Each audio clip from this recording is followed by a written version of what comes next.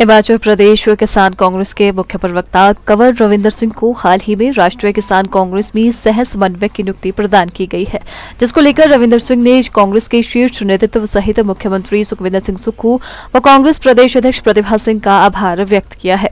मंगलवार शिमला में पत्रकार वार्ता कर इस नियुक्ति के लिए कंवर रविंदर सिंह ने कांग्रेस नेतृत्व का आभार जताया है। साथ ही इस दौरान उन्होंने लोकसभा चुनावों में कांग्रेस के पक्ष में मतदान करने की भी अपील की है। इस दौरान रविंदर सिंह ने केंद्र सरकार पर भी जमकर निशाना साधा। उन्होंने कहा कि पिछले 10 सालों में जिस प्रकार किसानों और बागवानों की हालत हुई है वो भारत जैसे कृषि प्रधान देश में कभी नहीं हुई। किसानों बागवानों को सड़कों पर उतरना पड़ा और कुछ को अपनी जान भी गंवानी पड़ी है। वहीं उन्होंने हिमाचल कांग्रेस द्वारा 1 साल के कार्यकाल में बागवानों के हित में किए गए कार्यों की भी सराहना की। आज का दिन कई रूप से हमारे लिए ऐतिहासिक है। सर्वप्रथम ये कि मुझे जो कार्यभार मिला है राष्ट्रीय कार्यकारिणी में नेशनल जॉइंट कोऑर्डिनेटर का, ऑल इंडिया किसान कांग्रेस का, उसके लिए मैं शीर्ष नेतृत्व का, चाहे केंद्र में हो या प्रदेश में हो, उन सभी नेताओं का आभार व्यक्त करना चाहूंगा। ज्यादा समय नहीं लूंगा। कुछ नाम हैं जिनका उल्लेख करना आज बनता है। प्रदेश के नेतृत्व से हमारी अध्यक्षा राजमाता प्रतिभा सिंह जी, आदरणीय एमपी मंडी, हमारे यशस्वी मुख्यमंत्री श्री सुखविंदर सिंह सुक्खू जी, जो कांग्रेस की सरकार बनने के बाद से हमारी सभी कांग्रेस की द्वारा दी गई गारंटियों का पूरी तरह से क्रियान्वयन कर रहे हैं और उसे पटल पर ला रहे हैं। मैं उनका आभार व्यक्त करता हूं।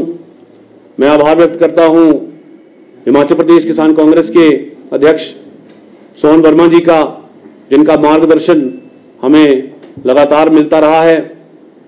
मैं उन सभी लोगों का आभार व्यक्त करता हूं जिन्होंने हमें किसानों बागवानों के मुद्दों में, किसानों बागवानों की आर्थिकी को सुदृढ़ करने में, प्रदेश में उनका स्तर उठाने में आज तक मदद की है। पिछले 1.5 साल से या उससे अधिक समय से जब से भी हम प्रेस में आप लोगों के बीच मुखातिब हुए हैं, हमने भिन्न भिन्न मुद्दों को आपके समक्ष लाया है और केंद्र सरकार तक भी पहुंचाया है। मैंने इसके विषय में पत्र भी लिखे, पत्राचार भी हुआ प्रधानमंत्री के साथ भी, परंतु जो मुद्दे थे वो ज्यों के त्यों बने रहे।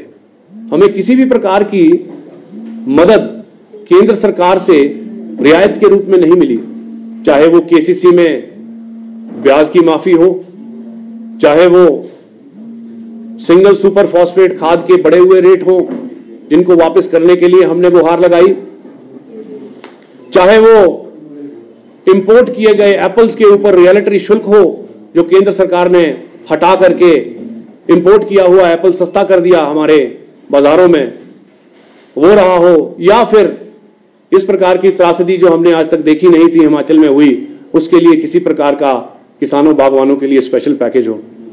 हमने केंद्र सरकार से आज तक जो सुना वो सिर्फ बातें ही सुनी। आदरणीय प्रधानमंत्री जी कहते थे 2015 में कि किसानों की आय हम 2022 तक दुगनी कर देंगे। ये एक ऐसी रेटोरिक है, ऐसी बात है जो सुनने में तो बड़ी अच्छी लगी, परंतु जब 2022 आया तो हमने देखा कि किसानों और बागवानों की हालत बद से बदतर हुई। सब्सिडीज बहाल करना, जो दवाइयों पे सब्सिडी किसानों को पहले मिला करती थी वो बंद कर दी गई थी, परंतु कांग्रेस सरकार के आने के बाद वो सब्सिडी फिर से बहाल की गई। इससे हमारे किसानों बागवानों को जो व्यय उनका होता था बगीचे में, उस व्यय को कम करने में मदद मिली और उनकी जेब में ज्यादा पैसा गया।